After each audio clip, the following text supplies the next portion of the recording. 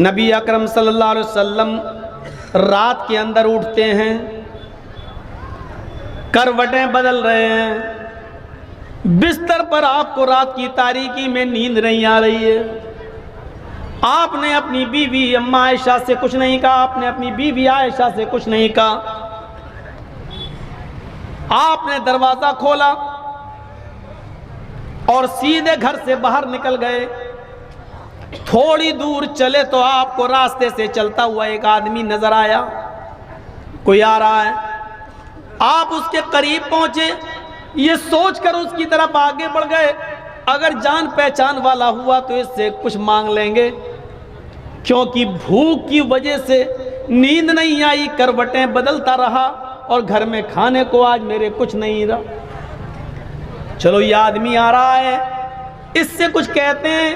رات کے اندھیرے میں اس آدمی کو پہچان نہیں پائے۔ جب اللہ کے نبی اس کے قریب پہنچتے ہیں تو کیا دیکھتے ہیں کہ یہ آدمی کوئی اور نہیں ہے، یہ حضرت ابو بکر صدیق رضی اللہ تعالیٰ عنہ ہیں، جو رات کی تاریکی میں باہر نکلے ہیں۔ حضرت ابو بکر صدیق نے نبی کو دیکھا اور اللہ کے نبی نے ابو بکر صدیق کو دیکھا، علیک سلیک ہوا، دعا سلام ہوا۔ اللہ کے نبی صلی اللہ علیہ وسلم نے پوچھا، اے ابو بکر اتنی رات میں تم کیسے نکلے؟ تو حضرت ابو بکر صدیق کہتے ہیں کہ اللہ کے نبی، بخاری شریف کا یہ واقعہ، اے اللہ کے نبی، اے اللہ کے رسول، آپ سے کیا چھپاؤں؟ آج اگر جھوٹ بولیں گے تو کل اللہ تعالیٰ وحی نازل کر کے آپ کو بتا دے گا سچائی کیا ہے۔ حقیقت یہ ہے کہ گھر میں مجھے نیند نہیں آ رہی تھی اور بھوک کی وجہ سے میں گھر سے باہر نکل گیا کہ راستے میں کوئی مل جائے گا تو میں اس سے یا میرا چہرہ دیکھ کر وہ میری بھوک کا اندازہ لگا لے گا۔ اللہ کے نبی سے کہہ رہے کون؟ ابو بکر صدیق، اے اللہ کے رسول بھوک کی وجہ سے میں گھر سے باہر نکلا۔ اللہ کے نبی صلی اللہ علیہ وسلم نے کہا، اے ابو بکر اگر مجھ سے یہ امید رکھتے ہو کہ میں تمہارا چہرہ دیکھ کر اپنے گھر لے جاؤں گا اور تمہیں کھانا کھلا دوں گا تو یہ امید بالکل مت رکھنا، اس لیے کہ تمہارے نبی کو، تمہارے ساتھی کو، تمہارے اس خلیل کو، اس دوست کو، محمد رسول اللہ صلی اللہ علیہ وسلم کو بھی بھوک نے ہی گھر سے باہر نکالا ہے۔ جو حالت تمہاری ہے وہی حالت میری بھی ہے۔ جس بھوک کی وجہ سے تم گھر سے باہر نکلے ہو اسی بھوک کی وجہ سے میں بھی گھر سے باہر نکلا ہوں۔ اچھا، ابو بکر صدیق کی امیدوں پہ پانی پھر گیا۔ سب سے زیادہ سخی اور کھلانے پلانے والے تو اللہ کے نبی تھے۔ چلیے کوئی بات نہیں، چلیے تھوڑا آگے بڑھتے ہیں۔ ایک اور آدمی آتا ہوا نظر آیا، دونوں کی نظریں اس آدمی پر جم گئی، دونوں اشاروں میں باتیں کرنے لگے۔ اگر جان پہچان کا ہوا تو اسی سے کہیں گے کہ اپنے گھر لے چل۔ جب وہ آدمی قریب آتا ہے تو وہ کوئی اور نہیں تھا، وہ حضرت عمر فاروق رضی اللہ تعالیٰ عنہ تھے۔ علیک سلیک ہوا اور ان دونوں نے پوچھا، اے عمر اتنی رات میں اندھیرے میں اکیلے چلے آ رہے ہو، کیسے نکلنا ہوا، کہاں جانا ہے؟ حضرت عمر فاروق بھی کہنے لگے، اللہ کے رسول جھوٹ بولنے سے کوئی فائدہ نہیں، سچائی ہی ہے کہ آج گھر میں کھانے کو کچھ نہیں مل سکا ہے، بھوک کی وجہ سے ہم گھر سے باہر نکلے ہیں، سوچا تھا کہ راستے میں کوئی مل جائے گا تو شاید ہماری حالت دیکھ کر وہ اپنے گھر لے جائے گا۔ اللہ کے نبی نے کہا، اے عمر تمہارے ساتھی ابو بکر کو بھی اسی بھوک نے گھر سے باہر نکالا اور تمہارے ساتھی محمد رسول اللہ کو بھی اسی بھوک نے گھر سے باہر نکالا اور تمہیں بھی بھوک نے گھر سے باہر نکالا۔ ہمارے پاس کچھ بھی نہیں ہے، اگر کسی ایک کے پاس ہوتا تو ضرور کھلاتے۔ چلو ایسا کرتے ہیں، اس رات میں مجھے ایک گھر معلوم ہے، آئیے اس گھر کی طرف چلتے ہیں۔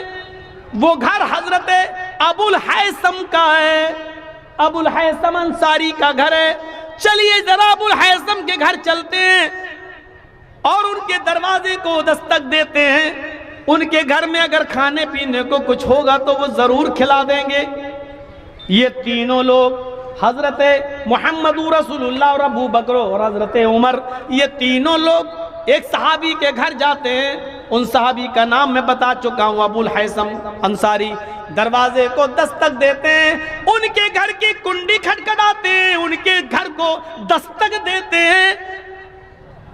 ابو الحیثم دروازے پر آتے ہیں، اتنی رات میں کون آ سکتا ہے میرے گھر میں؟ آج تک تو رات کے اس اندھیرے میں تو کوئی آیا نہیں، ضرور کوئی ضرورت مندی ہوگا، کوئی پریشان حال ہوگا، چلیں چل کے دیکھتے ہیں۔ جیسے ہی دروازہ کھولا تو کیا دیکھتے ہیں کہ دروازے پر اس کائنات کی سب سے بڑی ہستی کھڑی ہے، جناب محمد رسول اللہ صلی اللہ علیہ وسلم کھڑے ہیں، ابو بکر ہیں، حضرت عمر ہیں۔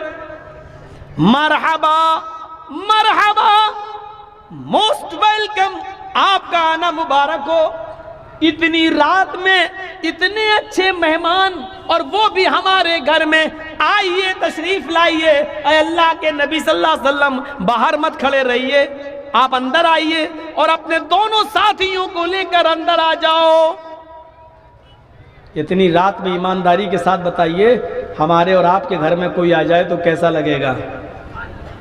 ویسے آج کل تو کوئی آ ہی نہیں سکتا ہے، آئے گا تو فون آن کر کے آئے گا، موبائل آپ کو اطلاع کر کے ہی آئے گا، اچانک نہیں۔ وہاں تو موبائل کا زمانہ ہی نہیں ہے، ٹیلی فون کا زمانہ ہی نہیں ہے، اور اچانک پہنچ گئے، اور پیشانی پہ شکن نہیں آ رہی میزبان کے۔ ابو الحیثم، اتنے اچھے مہمان اتنی رات میں، وہ بھی ہمارے گھر، اندر آئیے۔ بخاری کے اندر یہ واقعہ، دروازہ کھولا، اندر آئیے۔ بتائیے، اندر جاتے ہیں، پانی لاتے ہیں، پیجئے۔ کیا بات ہوئی، کیسے آنا ہوا اللہ کے رسول اتنی رات میں؟ بتائیے، ہم بستر لگاتے ہیں، آپ آرام کریے، سوئیے، کہ نہیں؟ آئے ابو الحیثم، تکلف کی کوئی ضرورت نہیں ہے، بس اتنا بتا دو، تمہارے گھر میں اگر رات کا بچہ کھچا کچھ ہو تو بتا دو۔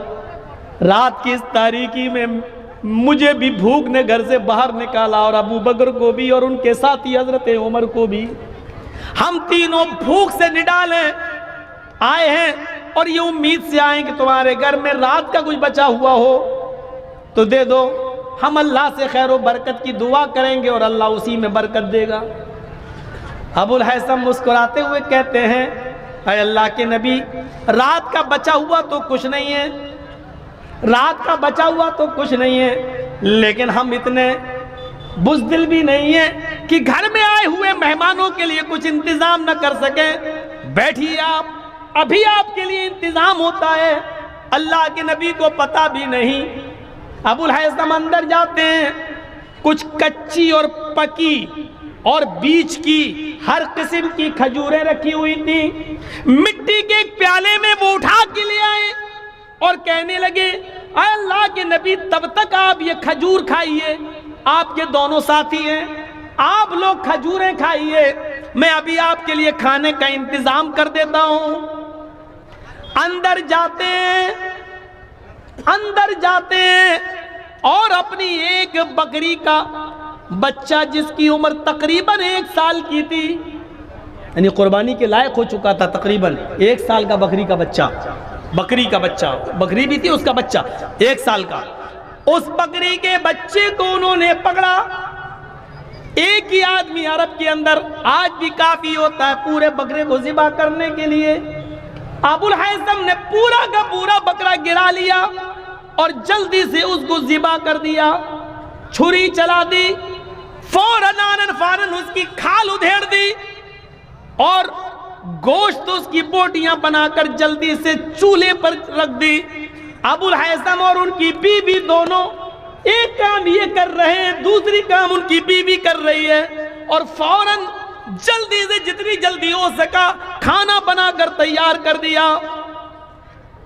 اندر سے آواز آتی ہے، اے ابو الحیثم، اے میرے شوہر، دسترخوان لگا دیجئے، ہمارے نبی محمد رسول اللہ کو اور ان کے دونوں ساتھیوں کو دسترخوان پر بٹھائیے، میں سالن نکالتی ہوں اور گرم گرم روٹیاں بنا کر دیتی جاتی ہوں، آپ پردے کی اوٹ سے ان روٹیوں کو لیتے جائیے اور آپ نبی اکرم کو اور ان کے دونوں ساتھیوں کو کھلاتے جائیے۔ سامنے کھانا آتا ہے، دیسی مرغا مانگ مانگ کے کھانے والوں، میزبان پر مصیبتیں بننے والوں، فون پر کہنے والوں کہ ہم آ رہے ہیں، دیسی مرغا کاٹ کے رکھنا، بنا کے رکھنا، چاہے وہ آپ ہوں یا ہم جیسے مولوی، اپنے گریبانوں میں جھانک کر دیکھیں اس واقعے کی روشنی میں جو صحیح بخاری کے اندر درج ہے، اطلاع اور دیتے ہیں کہ آ رہے ہیں، دیسی مرغا کاٹ کے رکھنا، بنا کے رکھنا، آج تمہارے یہاں سے گزریں گے، کھا کے جائیں گے۔ مانگ مانگ کے بھی مہمانی ہوتی ہے، کہیں تمہارے باپ کا وہ نوکر ہے جو تمہارا حکم مانے گا، اس کی نہ مجبوری دیکھو، نہ کچھ دیکھو، نہ پریشانی دیکھو، یہاں بکرا موجود، کاٹ دیا، ذبح کر دیا، کھانا بن کے سامنے آ گیا۔ جیسے ہی گوشت اور روٹیاں سامنے آئیں، بھنا ہوا گوشت سامنے آیا، امام کائنات کی آنکھوں میں آنسو آ گئے، محمد رسول اللہ صلی اللہ علیہ وسلم کی آنکھوں میں آنسو آ گئے، رونے لگے۔ ابو الہیثم جب روٹیاں رکھنے آئے، نبی اکرم کے آنکھوں میں آنسو دیکھے، کہا اللہ کے نبی، آپ نے اور آپ کے ساتھی تو بھوکے تھے، ہم نے تو کھانے کا انتظام کیا ہے، جو میرے پاس میسر تھا ہم نے فوراً انتظام کر دیا ہے۔ اللہ کے نبی صلی اللہ علیہ وسلم کی زبان سے جو جملے نکلے وہ بخاری میں دیکھ لیجئے، آئے ابو الہیثم، اللہ کی قسم، واللہ واللہ، اے ابو الہیثم واللہ، لَتُسْأَلُنَّ عَنْ هَذَا النَّعِيمِ يَوْمَ الْقِيَامَةِ، جو نعمتیں تم نے پکا کر ہمارے سامنے رکھ دی ہیں، اللہ کی قسم قیامت کے دن ان نعمتوں کے بارے میں تم سے پوچھا جائے گا۔ اللہ کی قسم کل قیامت کے دن ان نعمتوں کے بارے میں تم سے سوال کیا جائے گا۔ جو کام چند کھجوروں میں ہو گیا تھا، پھر تم نے مزید اپنا بکرا ذبح کیوں کر دیا؟ اور جو کام آدھا اور 1 کلو گوشت بھی ہو سکتا تھا، اس کے لیے تم نے پورا کا پورا بکرا ذبح کیوں کر دیا؟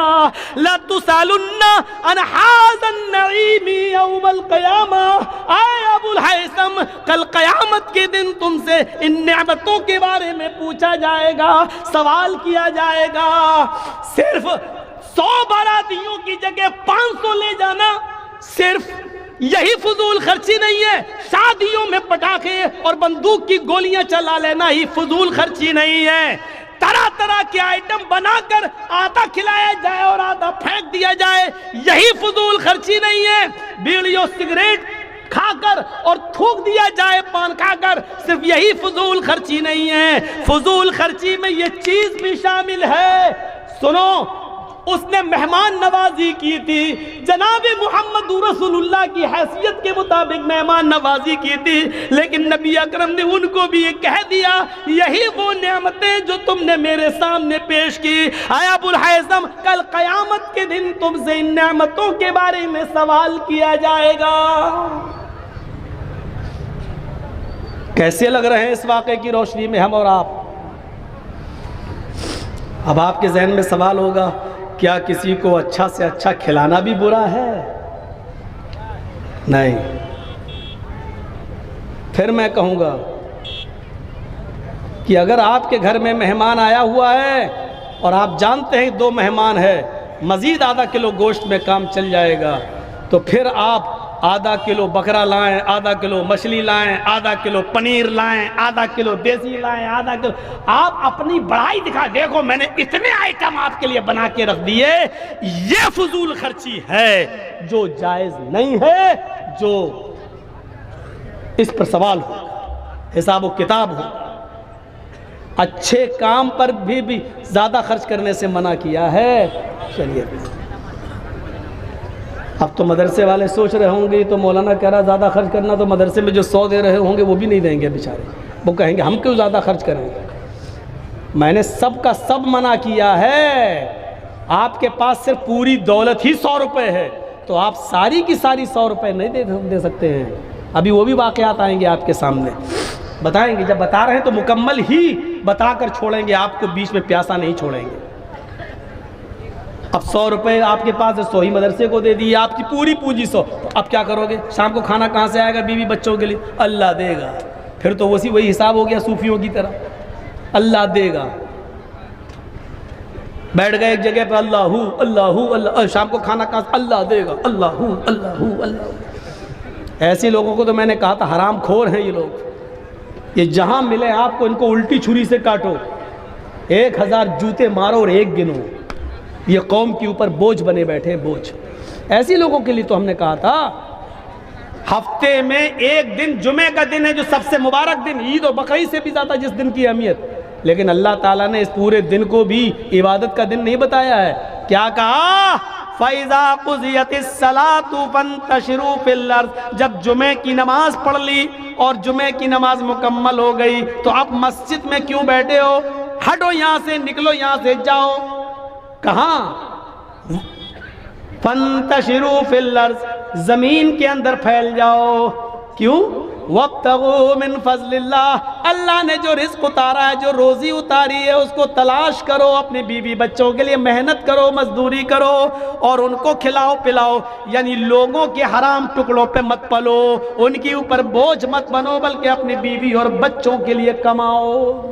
اللہ کا حق ادا ہو گیا، اب مسجد میں مت بیٹھو، اب بندوں کا حق ادا کرنے کے لیے باہر نکلو اور محنت کرو، مزدوری کرو۔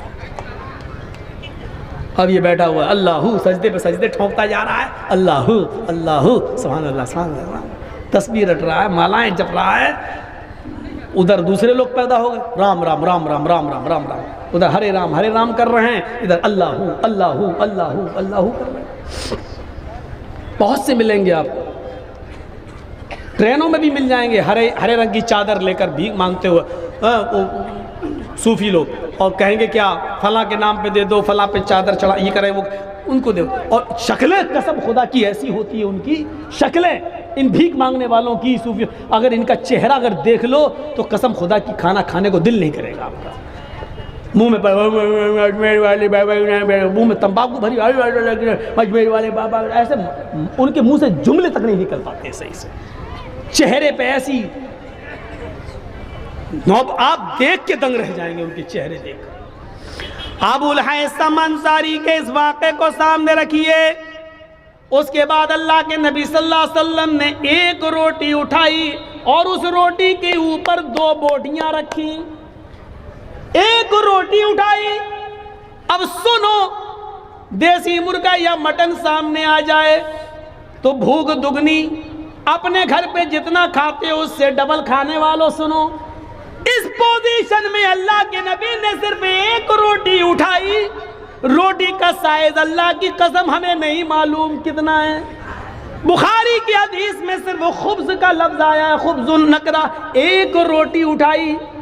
روٹیاں چھوٹی بھی بنتی ہیں اور بڑی بھی بنتی ہیں، آپ لوگوں کے علاقے میں چھوٹی روٹی بنتی ہے، ہمارے ویسٹ یو پی کی طرف آ جاؤ، مغربی یو پی میں تو بڑے سائز کی روٹیاں بنائی جاتی ہیں، ہمیں سائز نہیں معلوم کہ وہ کتنی بڑی روٹی تھی، ہمیں نہیں معلوم، نہ حدیث کی کتابوں میں اس روٹی کا سائز ہے، چھوٹی بھی ہو سکتی ہے، بڑی بھی ہو سکتی ہے، لیکن نقدے کا لفظ یہ بتلا رہا ہے کہ ایک روٹی اللہ کے نبی نے اٹھائی اور اس روٹی کے اوپر گوشت کی 2 بوٹیاں رکھی اور کہا، اے ابو الہیثم، اس ایک روٹی کو جس پہ میں نے 2 بوٹیاں رکھی ہیں یہ لے جاؤ اور میری بیٹی فاطمہ کو دے آؤ۔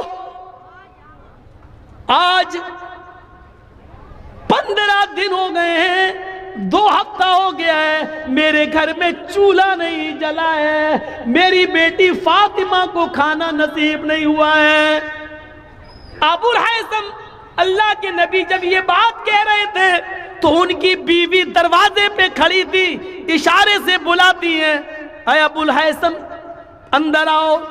انہوں نے ایک برتن تیار کر دیا اور اس برتن کے اندر گوشت بھر دیا اور کئی روٹیاں اس برتن میں رکھ دی، دوسرے برتن میں ایک ٹفن تیار کر دیا اور کہا، ایک روٹی اور 2 بیٹی میں فاطمہ کا کیا ہوگا؟ لے کے جانا ہی ہے تو کچھ زیادہ لے جاؤ تاکہ وہ پیٹ بھر کے کھا لے اور اس کے گھر میں جو ہو 1-2 لوگ تو وہ بھی پیٹ بھر کے کھا لیں۔ ابو الہیثم جب وہ برتن لے کے نکلے تو اللہ کے نبی نے دروازے سے ان کو طلب کر لیا، ادھر آؤ، میں نے تو ایک روٹی اور 2 بوٹی دی تھی، پورے برتن کو کھول کے دکھاؤ اس میں کیا ہے۔ کھول کے دیکھا تو اس میں سالن بھرا تھا، روٹیاں ایک نہیں کئی روٹیاں تھیں۔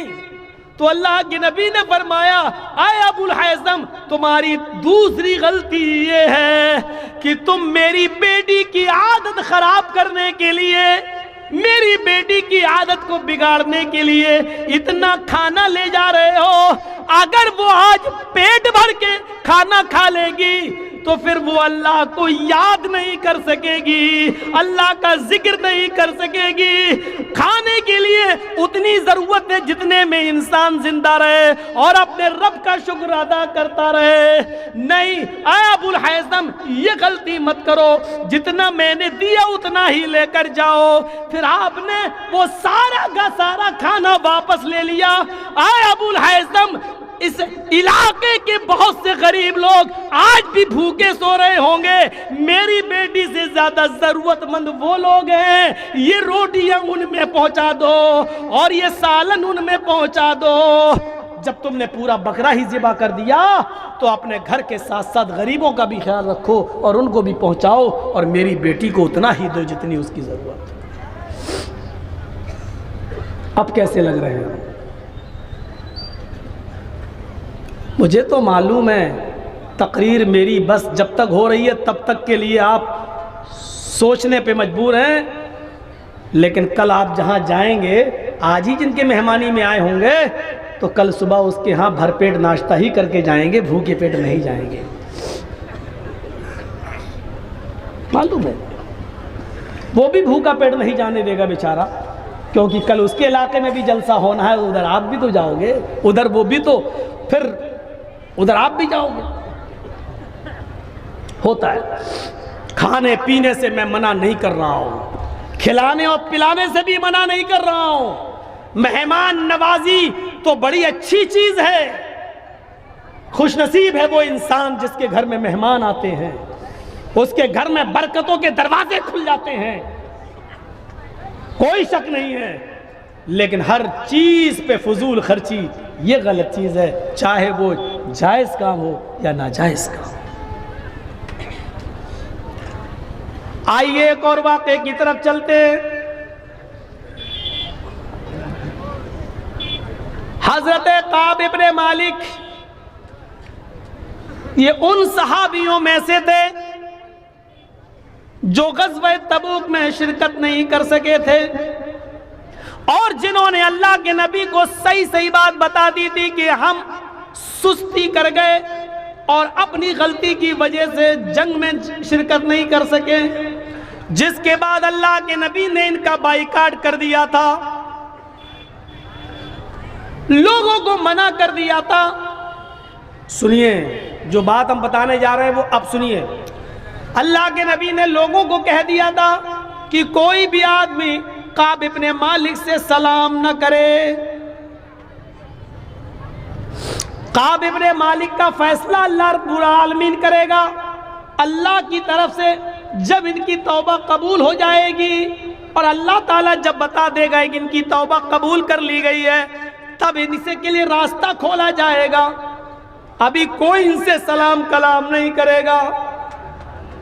اب لوگ ان سے سلام نہیں کرتے تھے، یہی جب مسجد میں نماز پڑھنے آتے تو سلام کرتے۔ صحابہ کرام نے اللہ کے نبی سے پوچھا، اے اللہ کے نبی ہم تو سلام نہیں کرتے کعب ابن مالک سے، لیکن کعب ابن مالک جب ہمیں ملتے تو وہ سلام کر لیتے، تو کیا میں ان کے سلام کا جواب بھی نہ دوں؟ تو اللہ کے نبی نے فرمایا تم ان سے سلام نہ کرو، لیکن اگر وہ سلام کر لیں تو اس کا جواب دے دو۔ 8-10 دن گزر گئے، کچھ دنوں کے بعد اللہ کے نبی نے ایک اور حکم عائد کر دیا، اے کعب ابن مالک تمہارے لیے دوسرا حکم نافذ کیا جا رہا ہے، آج کے بعد تم مسجد میں نماز نہیں پڑھ سکتے ہو۔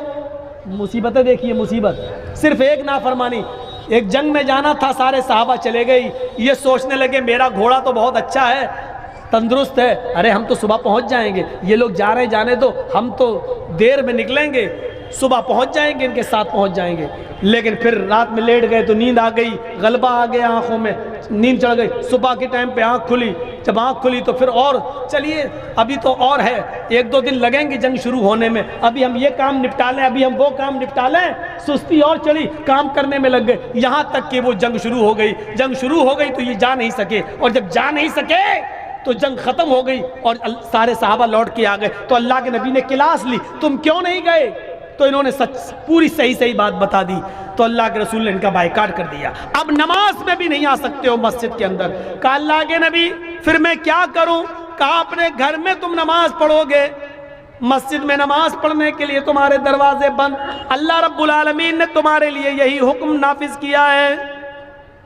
کعب ابن مالک کہتے ہیں کہ جب میں بازار کی طرف جایا کرتا تھا، لوگ مجھے سلام نہیں کرتے تھے، میں ہی سلام کرتا تھا، میں ان سے پوچھتا تھا کیا اللہ کے رسول صلی اللہ علیہ وسلم نے میرے بارے میں اور کوئی حکم دیا؟ تو لوگ ہمیں اس کا جواب نہیں دیتے تھے اور مجھے سلام کا جواب دے کر نکل جایا کرتے تھے، کوئی بھی آدمی مجھ سے بات نہیں کرتا تھا۔ اس حال میں کئی دن گزر گئے۔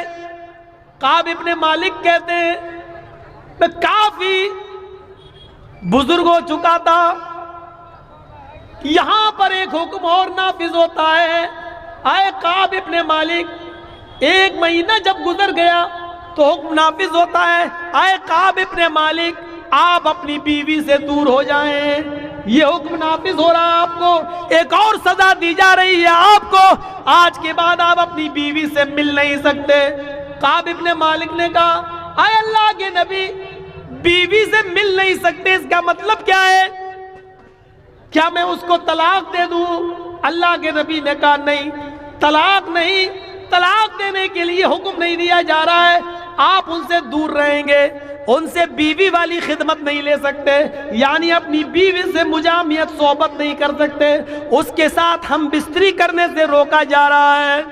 کعب ابن مالک کہتے ہیں میری بیوی ایک جگہ تو جنگ میں جا نہیں سکا، یہاں ہم بستری سے بھی روک دیا گیا، کہیں میرے اوپر شہوت کا غلبہ ہو گیا اور مجھے تمہاری ضرورت پڑ گئی تو نبی اکرم کی یہ بھی نافرمانی میں نہ کر بیٹھوں اور تم سے ہم بستری نہ کر لوں، اس لیے بہتر ہے کہ تم اپنے مائکے چلی جاؤ، نہ تم یہاں رہو گی نہ میرا دل تمہاری طرف مائل ہوگا۔ اپنی بیوی کو وہ اپنے سسرال اس کے مائکے بھیج دیتے ہیں۔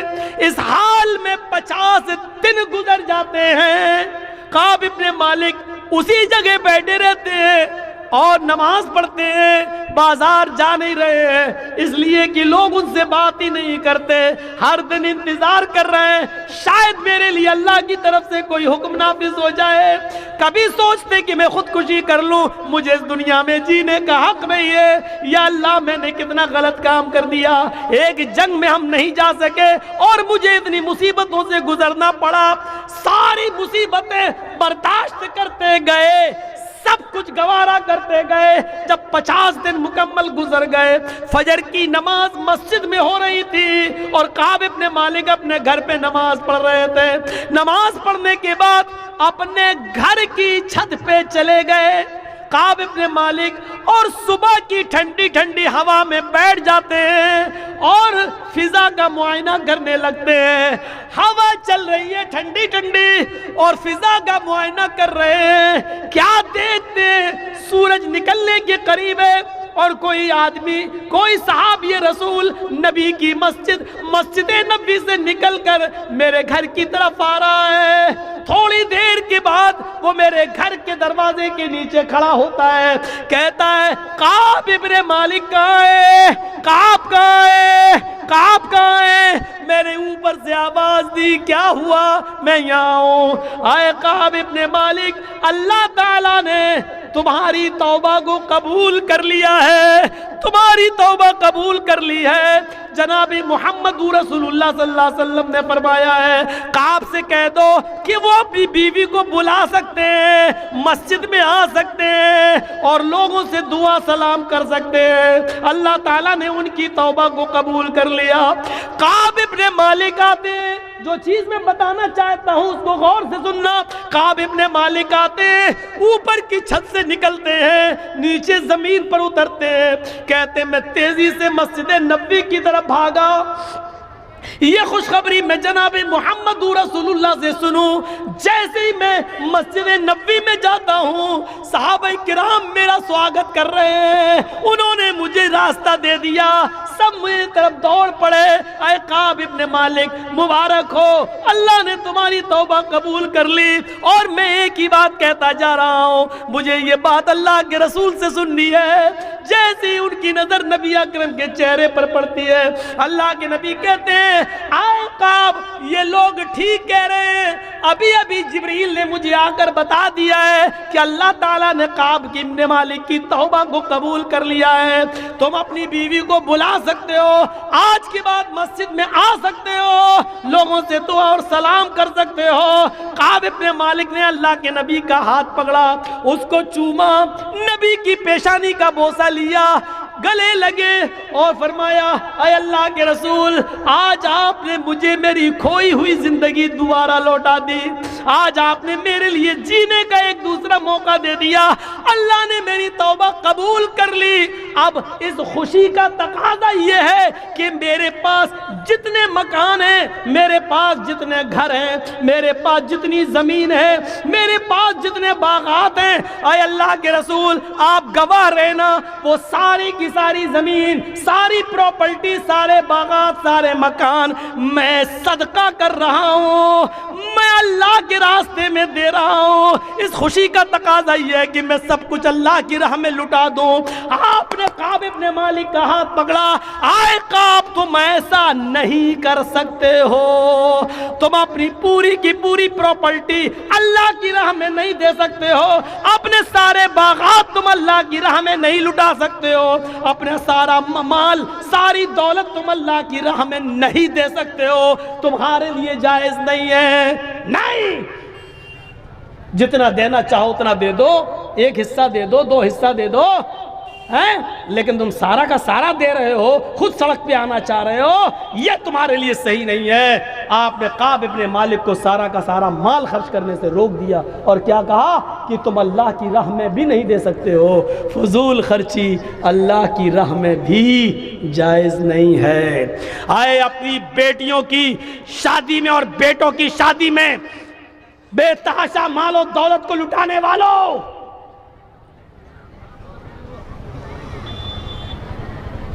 بے ہزاروں سینکڑوں ٹن کھانا بنا کر برباد کرنے والوں، 10 اور 15 لوگوں کے بیچ میں نکاح ہو سکتا ہے، 500 آدمیوں کی بارات لے جا کر لڑکی والوں کے گھر میں چوروں ڈاکوؤں کی طرح بنا کر لے کر کھلانے والوں، سنو، جب اللہ کی راہ میں سارا مال نہیں دیا جا سکتا ہے تو تمہاری سیاری و مکاری میں فضول خرچی جائز کیسے ہو سکتی ہے؟ یہاں کیسے جائز ہو سکتی ہے؟ کبھی ہم نے غور کیا ہے؟ سوچا ہے ہم نے؟ اس بات کا احساس نہیں ہوتا ہے۔ اتنی سی بات اگر ہم سوچ لیں کہ جب اللہ کعب ابن مالک کتنا اچھا کام کر رہے تھے، اللہ کے رسول آج تو مجھے ایک نئی زندگی مل گئی، اتنا اچھا موقع ہے ہمارے لیے، جب اللہ نے میری توبہ قبول کر لی تو میری خوشی میں چاہتا ہوں کہ سب کچھ دے دوں، لیکن اللہ کے رسول نے کہا نہیں۔ دیکھیے وہ کہہ رہے میں سب کچھ اللہ کی راہ میں دے دوں، اور اللہ کے نبی کیا کہہ رہے ہیں؟ نہیں نہیں، تم ایسا نہیں کر سکتے۔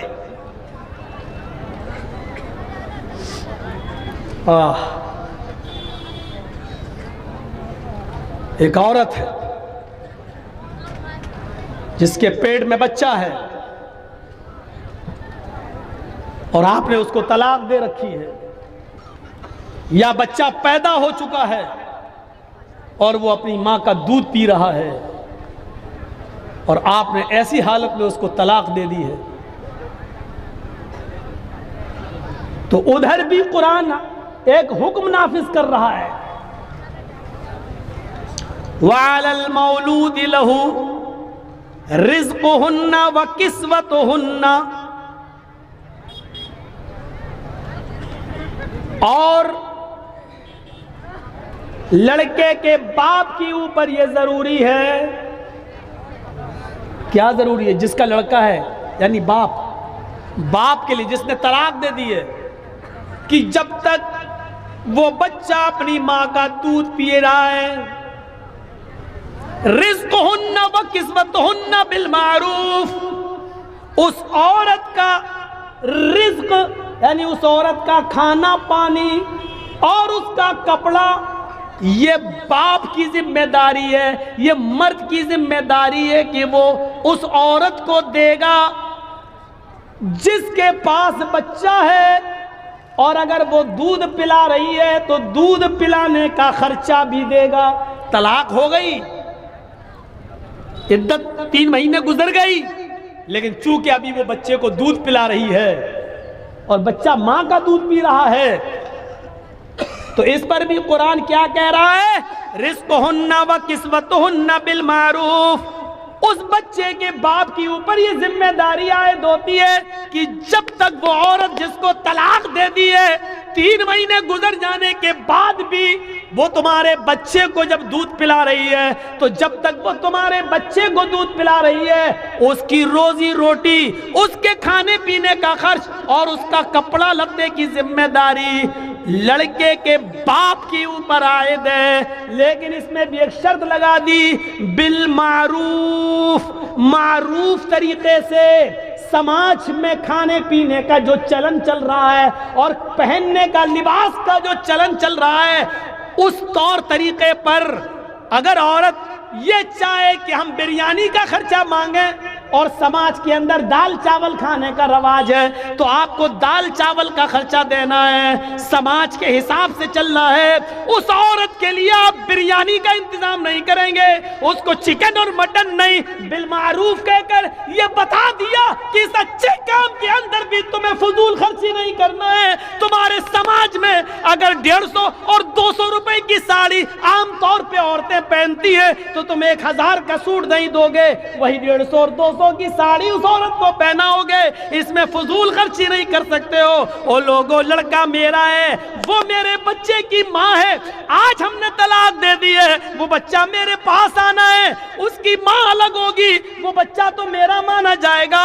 لیکن ہم چاہیں کہ اس بچے کی پرورش میں زیادہ سے زیادہ خرچ کر دیں اور اس کی ماں کو بجائے دال چاول کے بریانی کھلائیں، مرغ و مسلم کھلائیں. قرآن کہتا ہے یہ فضول خرچی ہے. تمہیں اپنے سماج کے طور طریقے پر چلنا ہوگا، تمہیں اپنے معاشرے کے اور سماج کے راستے پہ چلنا ہوگا. دستور کے مطابق وہاں جو کھانے پینے کا چلن ہے وہی کھلانا اور وہی پہنانا ہوگا. تم حد سے آگے اس معاملے میں نہیں بڑھ سکتے ہو. یہاں پر بھی دیکھ لیجیے اللہ رب العالمین نے ایک قانون، ایک نیم بنا دیا کہ ادھر بھی فضول خرچی تم نہیں کر سکتے ہو. میں وید اور رامائن اور منتروں کی طرف اس لیے نہیں جا رہا ہوں کہ وہ سب آپ سن چکے ہیں.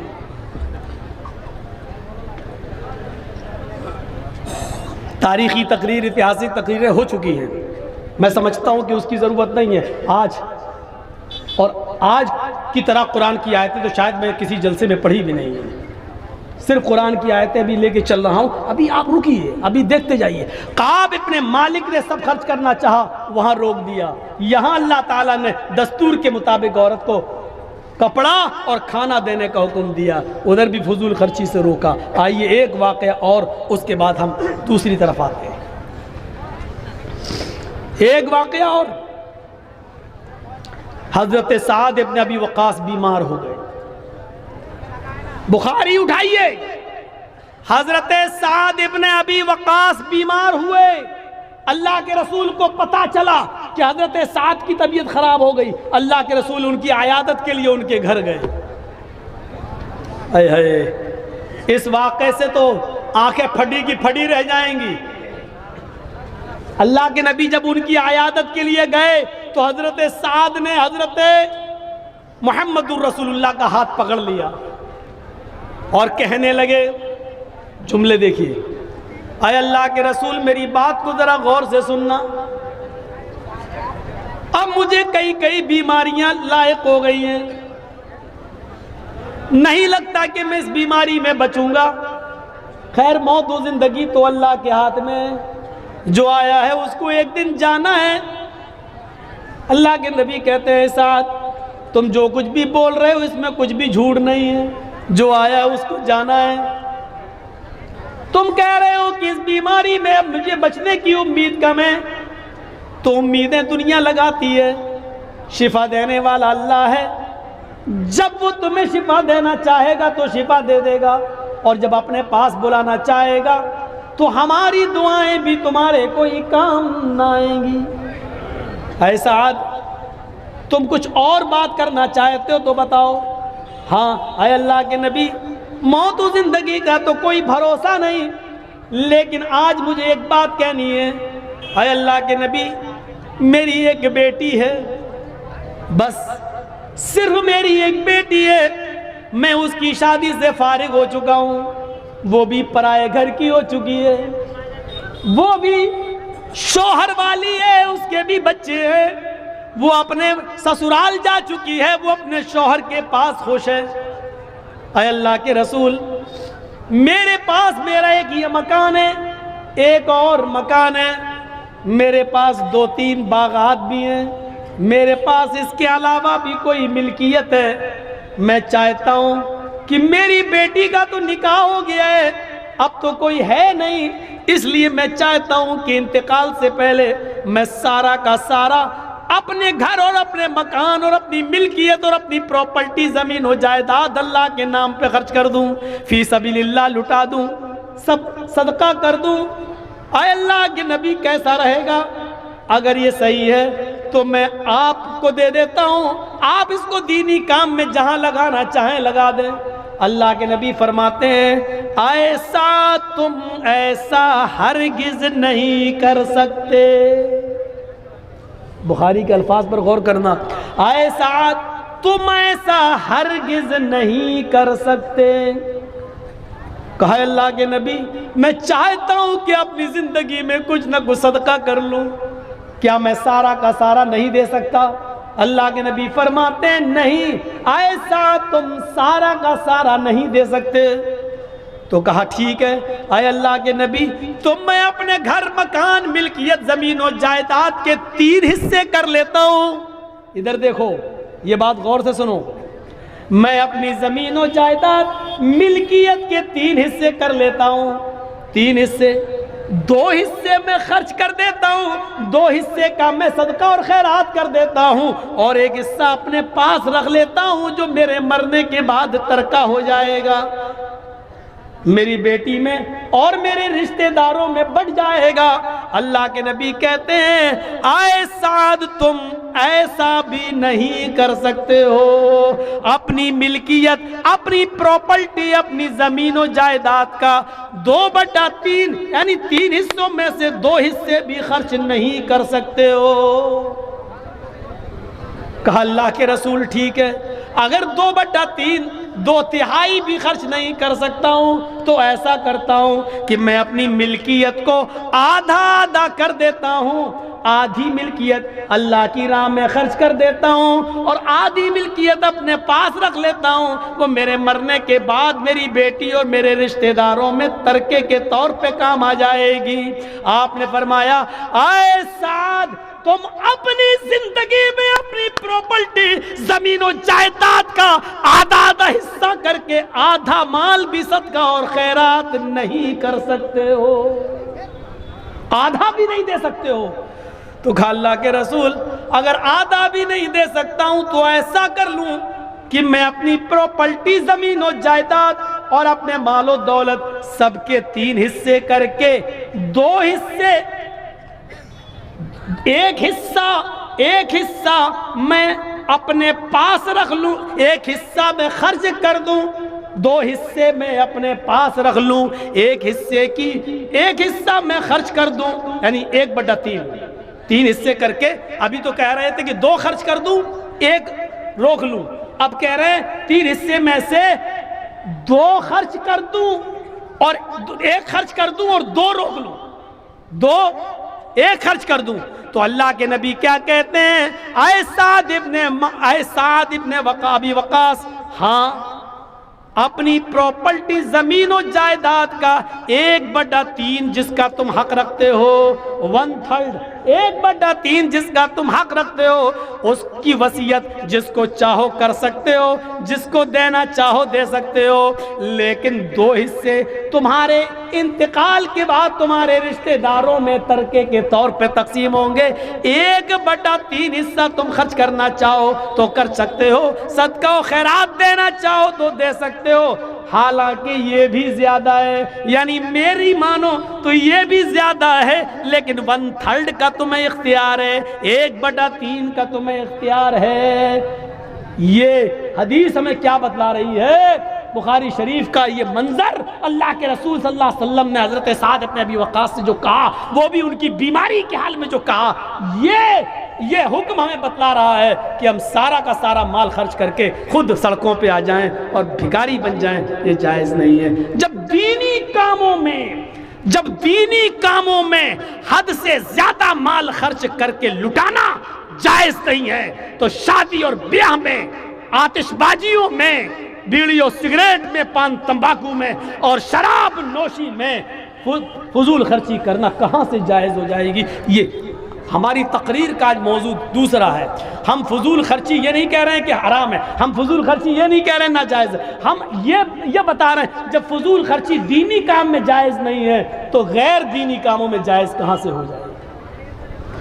جب ادھر نہیں کر سکتے ہو تو ادھر کیسے کر سکتے ہو؟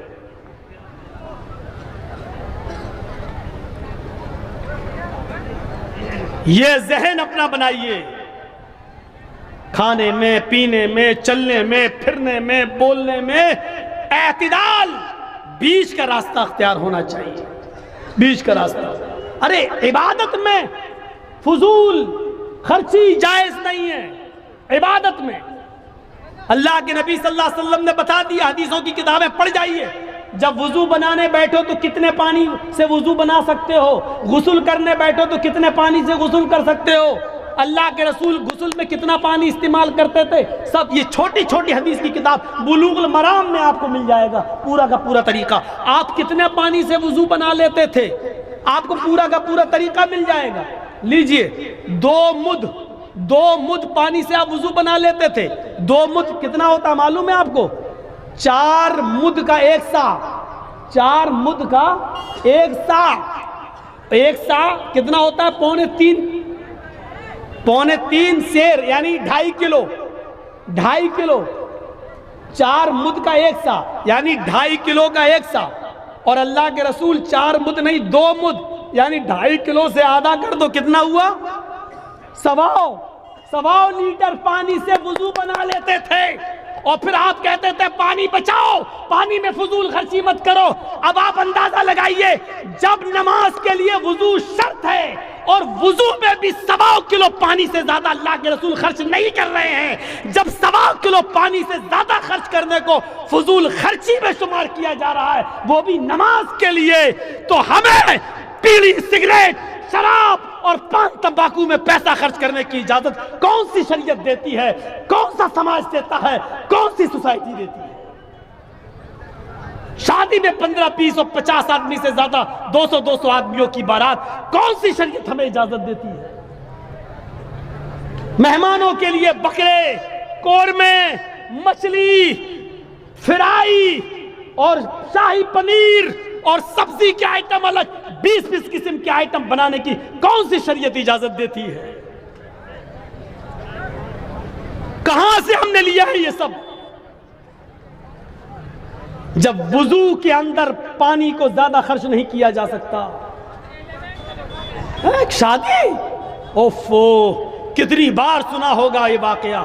اللہ کے رسول صلی اللہ علیہ وسلم کے پاس، نبی اکرم کے پاس ایک عورت آتی ہے، ایک عورت، کتنی بار یہ واقعہ سنا ہوگا، اور آ کر کہتی ہے اللہ کے رسول میں اپنے آپ کو ہبہ کر رہی ہوں، میں اپنے نفس کی مالک آپ کو بنا رہی ہوں، میں آپ سے نکاح کرنا چاہتی ہوں۔ اللہ کے رسول نے اس کو ایک نظر دیکھا، اور نظر دیکھنے کے بعد آپ نے نظر نیچی کر لی اور فرمایا اے عورت اب مجھے عورتوں میں کوئی رغبت نہ رہی، اب مجھے کسی عورت کی ضرورت نہیں، یعنی اب مجھے شادی کی کوئی ضرورت اور حاجت نہیں۔ وہ عورت وہی بیٹھ گئی کہ شاید ابھی اللہ کے رسول ہمارے لیے کوئی فیصلہ کریں گے۔ وہی ایک صحابی بیٹھے تھے، کہا اللہ کے رسول اگر آپ نہیں کرنا چاہتے ہیں تو میں نکاح کا خواہش مند ہوں، میرے ساتھ نکاح کر دیجئے۔ اوئے ہوئے، ذرا دیکھیے تو صحیح، اللہ کے نبی صلی اللہ علیہ وسلم فرماتے ہیں تم نکاح کرنا چاہتے ہو؟ کہاں؟ اس عورت سے پوچھا کہ یہ چاہتے ہیں، تو کہا اللہ کے رسول اگر آپ نہیں کرنا چاہتے تو ان کے ساتھ کر دیجئے۔ تو آپ نے اس صحابی کو اپنے قریب بلایا، بخاری کے الفاظ دیکھیے، آپ نے فرمایا کیا آپ اپنی بیوی کو مہر میں کچھ دے سکتے ہو؟ ضروری ہے